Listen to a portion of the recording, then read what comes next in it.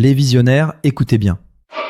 Ethereum est en train de redevenir le cœur battant de la crypto. Et chaque fois que l'ETH accélère, il entraîne dans son sillage une poignée de projets stratégiques qui explosent encore plus fort que lui. Alors aujourd'hui, je vais vous révéler 7 altcoins directement connectés à Ethereum. Des projets que vous utilisez peut-être sans le savoir, mais qui sont déjà devenus indispensables. Les oracles qui alimentent la DeFi, les solutions qui boostent la vitesse du réseau, les banques décentralisées qui gèrent des milliards, ou encore les services qui rendent le Web3 accessible au grand public. On ne parle pas de paris au hasard, on parle de pièces maîtresses de l'écosystème. Et restez bien jusqu'à la fin, parce que le dernier projet pourrait surprendre beaucoup de monde, mais c'est probablement celui qui a le plus de potentiel sur le long terme. Pourquoi Ethereum entraîne tout ? Pour comprendre cette liste, il faut d'abord comprendre pourquoi Ethereum est le moteur de tout. Bitcoin, c'est l'or numérique. Ethereum, c'est l'énergie, le carburant. Grâce à lui, existent les smart contracts, la DeFi, les NFT, les métavers. Et chaque cycle, c'est le même scénario. Bitcoin attire d'abord la liquidité, puis Ethereum prend le relais. Et quand Ethereum commence à surperformer Bitcoin, ce qu'on appelle le ratio ETH-BTC, c'est le coup d'envoi de l'alt season. Et devinez quoi ? Les projets que je vais vous présenter aujourd'hui sont directement branchés sur ce moteur. 1. Chainlink, les oracles du Web3. On commence avec Chainlink, le roi des oracles.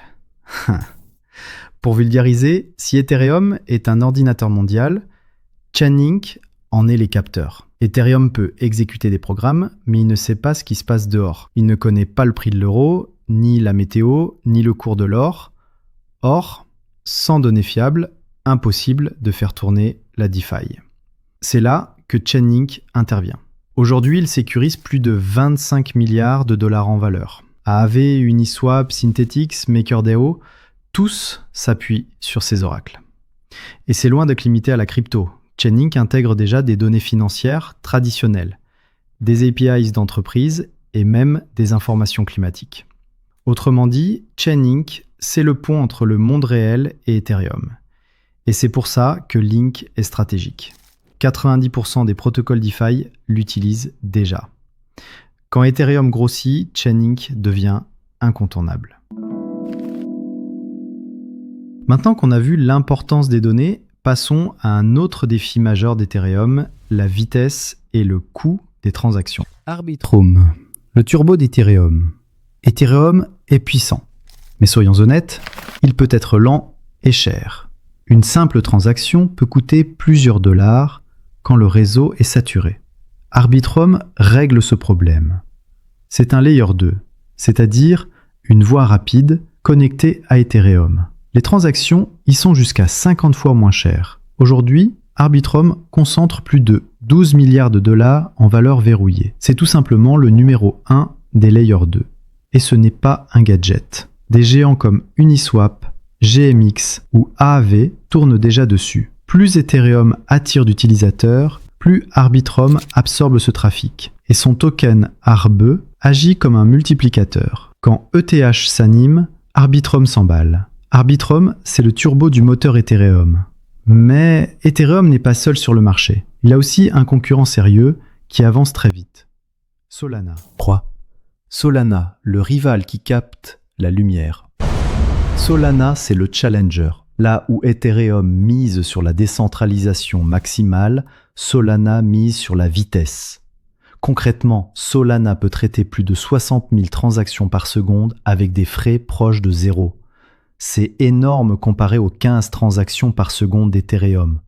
C'est ce qui a fait son succès dans les NFT et le trading ultra rapide. Mais attention, Solana reste lié à Ethereum d'une certaine manière. À chaque cycle, quand Ethereum attire la liquidité, une partie finit toujours sur Solana. Les investisseurs diversifient entre le leader et son principal concurrent, et même si c'est un rival, ils profitent du bull run ETH. C'est pour ça que Solana mérite sa place ici. On a vu les oracles, la vitesse, la concurrence, passons maintenant au cœur de la DeFi, les prêts et emprunts. Aave. La banque décentralisée Aave, c'est la banque décentralisée par excellence, Tu peux y déposer tes cryptos pour toucher des intérêts ou en emprunter en utilisant tes actifs comme garantie. Le tout sans banque, sans intermédiaire, uniquement via des smart contracts. Aujourd'hui, Aave gère des dizaines de milliards de dollars en valeur verrouillée. Et récemment, ils ont lancé GHO, un stablecoin basé sur Ethereum. Concrètement, plus Ethereum attire de liquidités, plus Aave grossit. Et Aave, c'est le jeton qui permet de participer à cette économie. Aave, c'est la banque du futur, construite directement sur Ethereum. Mais qui dit banque, dit aussi marché. Et dans la crypto, le marché numéro 1 pour échanger, c'est Uniswap. Uniswap, la bourse décentralisée. Uniswap, c'est le plus grand échange décentralisé du monde. Chaque jour, il traite des milliards de dollars de volume. Pour vous donner une idée, il a déjà dépassé Coinbase en volume spot. Oh, un DEX plus gros qu'un sexe. C'est une révolution. Son modèle est simple mais puissant. N'importe qui peut fournir de la liquidité et toucher des frais. Résultat, plus Ethereum s'anime, plus les volumes explosent et plus Uni prend de la valeur. Uniswap, c'est le marché central d'Ethereum. On a vu les banques et les marchés. Mais Ethereum, c'est aussi une machine à rendement grâce au staking. Et là, un acteur domine, Lido. Uniswap, la bourse décentralisée. Et là, un acteur domine, Lido DAO, le staking liquide. Aujourd'hui, plus de 30% de l'ETH stacké passe par Lido. Et la magie de Lido, c'est le STETH. Tu stakes ton ETH et tu reçois un token équivalent, le STETH, que tu peux réutiliser dans la DeFi. C'est comme si tu pouvais bloquer ton argent dans une banque, tout en continuant à l'utiliser ailleurs. C'est une révolution pour le staking. Tu touches les récompenses, tout en gardant ton capital actif. Résultat, plus Ethereum monte, plus les gens veulent staker, et plus Lido encaisse.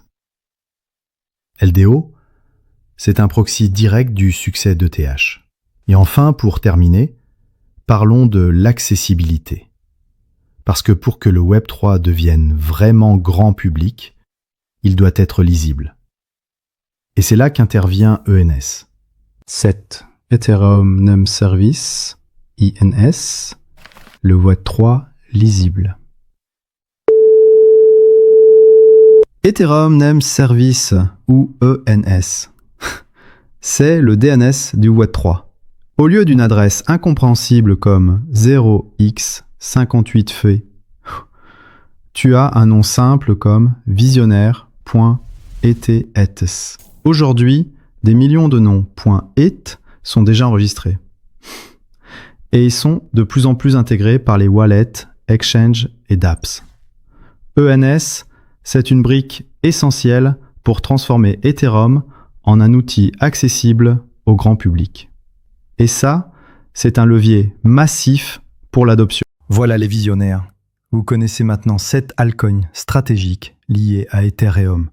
Chainlink, Arbitrum, Solana, Aave, Uniswap, Lido DAO et ENS. Chacun joue un rôle clé. Les oracles, la vitesse, la concurrence, les banques, les marchés, le staking et l'adoption.